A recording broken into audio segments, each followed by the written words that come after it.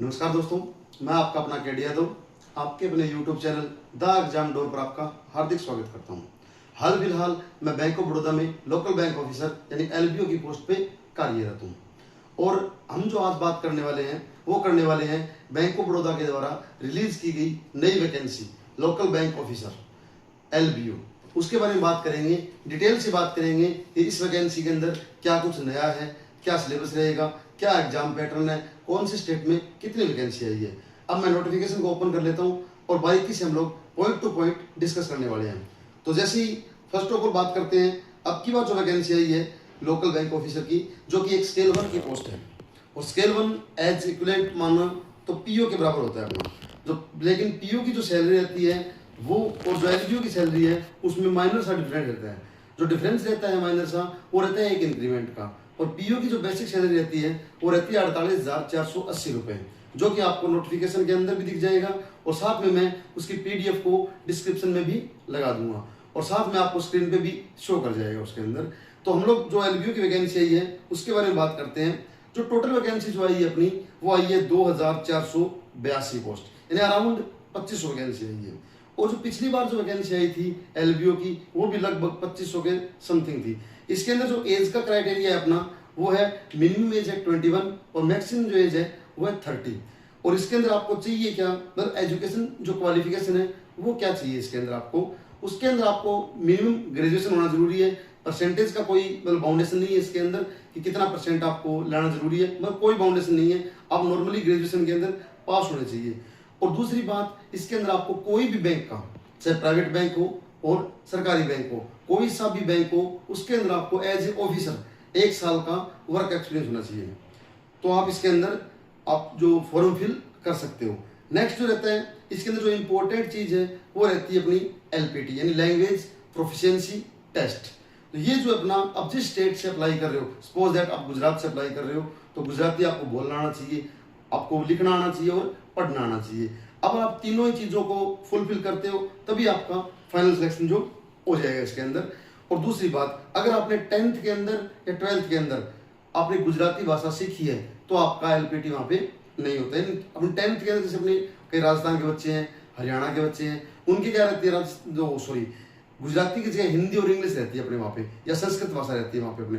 तो हम लोग क्या करते हैं, गुजराती भाषा हमारी नहीं है तो हमारे को एलपीटी देना पड़ेगा। साथ में मैं आपको पूरी की पूरी जो प्रोसेस है इसकी बैंक ऑफ बड़ौदा एलबीओ की वो कंप्लीट स्टार्टिंग से लेके एंडिंग तक आपको बताऊंगा। इसके अंदर क्या क्या आपका काम रहेगा, कौन सा वर्क प्रोफाइल आपको मिल सकता है, पिछली जो एलबीओ की वैकेंसी थी और इस जो एलबीओ की जो वैकेंसी है इसमें चेंजिंग क्या किए गए वो हम लोग बारीकी से डिस्कस करेंगे। तो ज्यादा वीडियो को लंबा नहीं करते हुए हम लोग स्टार्ट करते हैं इसके अंदर।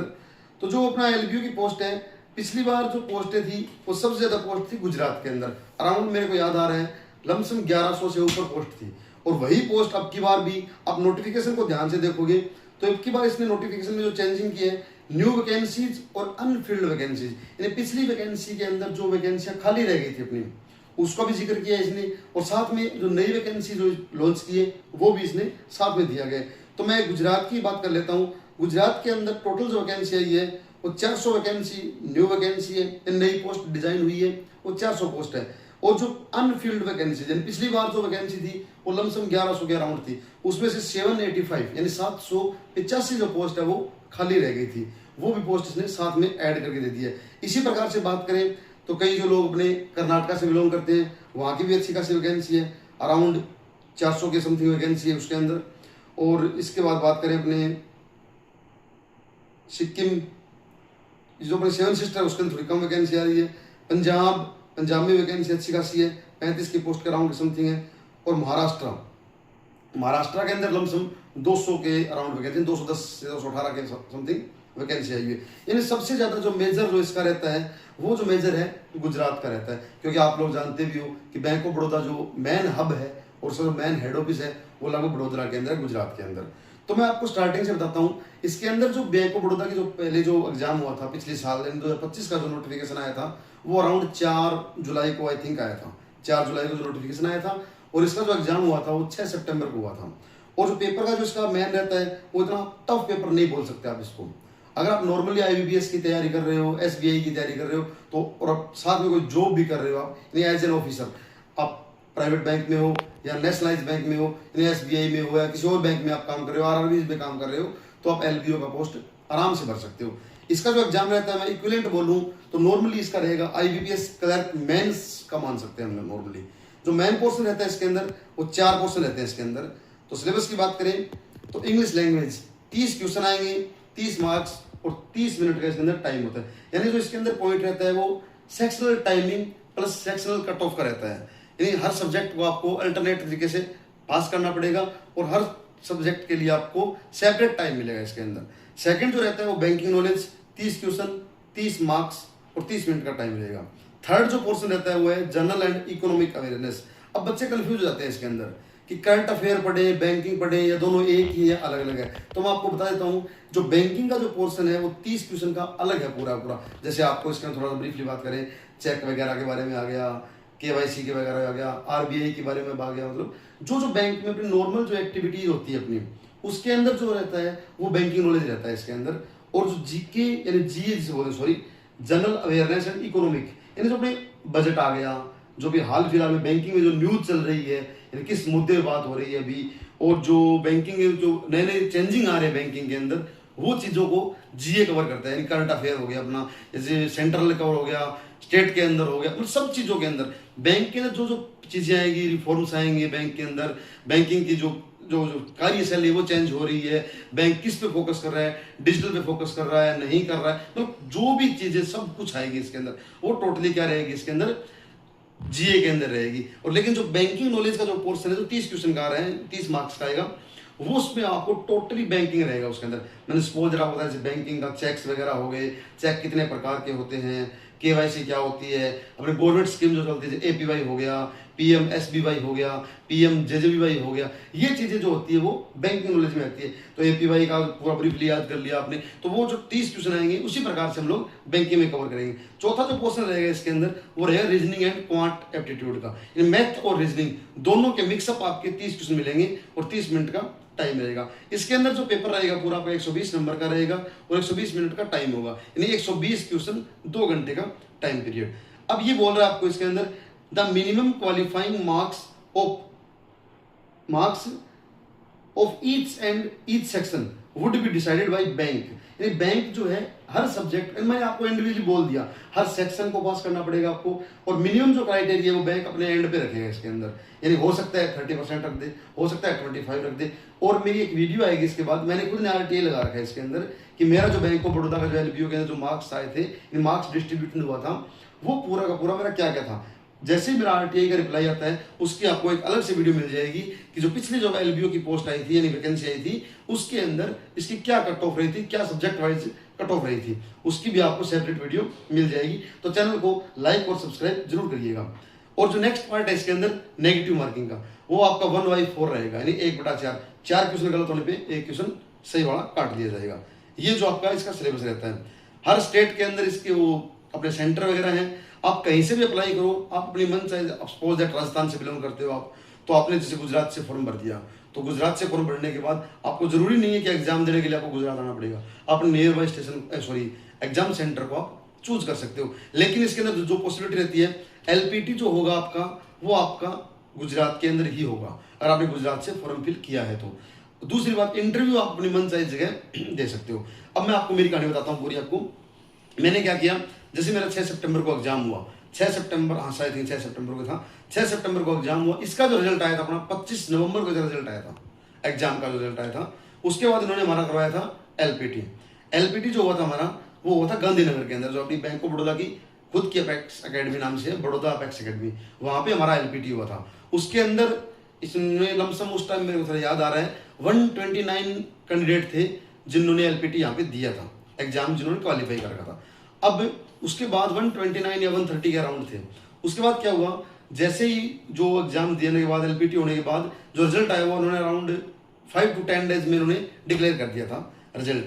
अराउंड फरवरी के समथिंग इनका जो हुआ था, आई थिंक मेरे को याद आ रहा है 24 फरवरी के लमसम इनका LPT हुआ था। तो जैसे ही LPT हो गया इनका पूरा, तो 24 फरवरी के बाद LPT का रिजल्ट आया अराउंड 2-3 मार्च को, मेरे को याद आ रहा है थोड़ा थोड़ा।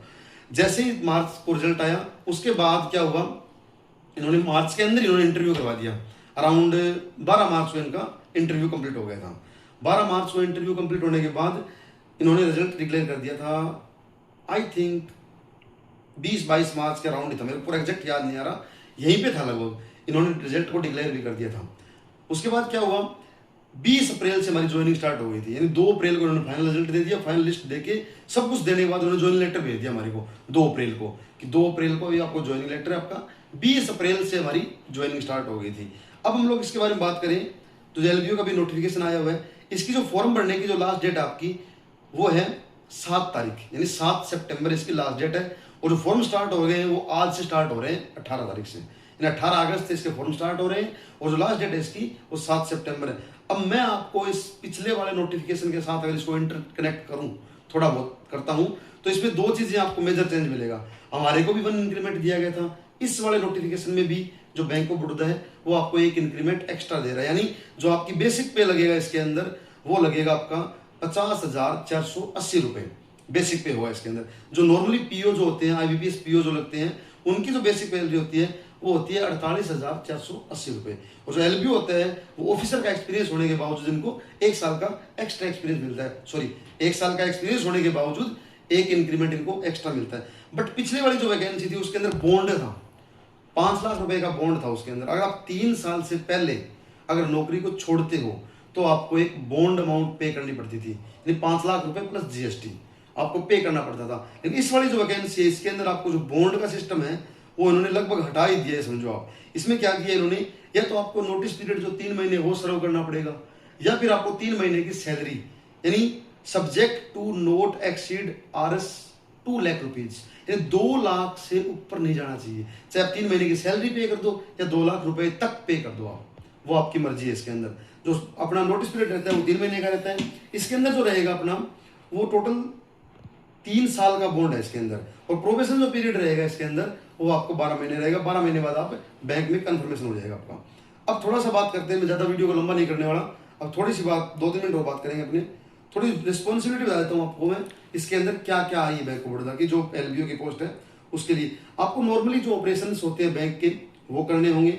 जैसे स्टार्टिंग में आप बैंक में जाओगे तो एज ए मेकर काम करोगे आप, आपको एंट्रीज को एंटर करना, कस्टमर के साथ रिलेशनशिप बनाना। जो नॉर्मली कोई कस्टमर की कोई क्वेरी आपने रिजोल्व कर दी, मतलब फ्रंट डेस्क मान लेते हैं एक प्रकार से, as an officer on front desk. मतलब नॉर्मली आप ये मत समझना कि एज ए सेल्स पर्सन काम करोगे, सेल्स पर्सन नहीं बोल सकते आप इसको। नॉर्मली आप इसको बोलोगे मतलब डे टू डे वर्क हो गया, जैसे इसको नॉर्मली आप इसको बोलोगे मतलब डे टू डे वर्क हो गया। जैसे इसने बोल रखा है कि डे टू डे ऑपरेशन का काम हो गया, कस्टमर सर्विस हो गया, अकाउंट मैनेजमेंट हो गया, कैश ऑपरेशन हो गया, रेमिटेंस वगैरह हो गया, और डिलीवरी जो बैंकिंग की सर्विस है वो डिलीवर करनी। यानी कस्टमर आया आपके पास केवाईसी करवाना है तो आपको उसको क्या क्या प्रोसेस फॉलो करनी है, क्या क्या डॉक्यूमेंट चाहिए, प्रॉपर तरीके से आपको एक एक चीजें बारीकी से चेक करनी होती है। दूसरी बात, क्रेडिट डिपार्टमेंट मिल जाएगा आपको, लोन की फाइल को कैसे रिनोवेट करते हैं, पूरी पूरी फाइलों को कैसे डिस्क्राइब करते हैं, मतलब कस्टमर को क्या क्या लोन हमारे बैंक प्रोवाइड करती है, कौन से लोन में क्या क्या दिक्कत आती है, क्या क्या डॉक्यूमेंट चाहिए उसको, मतलब पूरी लोन के बारे में जानकारी देना। नेक्स्ट रहती है कंप्लायंस को प्रॉपर तरीके से फॉलो करना, मतलब कोई भी चीज के अंदर आप जो बैंक ने गाइडलाइंस दी है, बैंक ने जो प्रोसेस बना दिया उसके ऊपर ही काम करना है आपको, अदरवाइज कोई तीसरा काम नहीं करना होता है इसके अंदर आपको। और मेन रहता है आपका बैंक को बिजनेस ला के देना। देखो कैसे भी हो, बिजनेस बैंकिंग किस पे चलती है, बिजनेस पे चलती है। कोई भी काम करोगे आप उसको बिजनेस आपको ला के देना पड़ेगा। जैसे नॉर्मली बात, आप कस्टमर आया, जैसे आपको मिस सेलिंग नहीं करनी किसी चीज की, आपको कस्टमर के अकॉर्डिंग यानी कस्टमर अकॉर्डिंग सेल्स करनी होती है। जो भी कस्टमर की रिक्वायरमेंट होती है, रिक्वायरमेंट बेस्ड सेल्स करनी होती है इसके अंदर आपको, तो वो आप चीजें अच्छे तरीके से फॉलो अप कर सकते हो। तो आप ये चीजें जो मैन इसकी डे टू डे काम हो गया।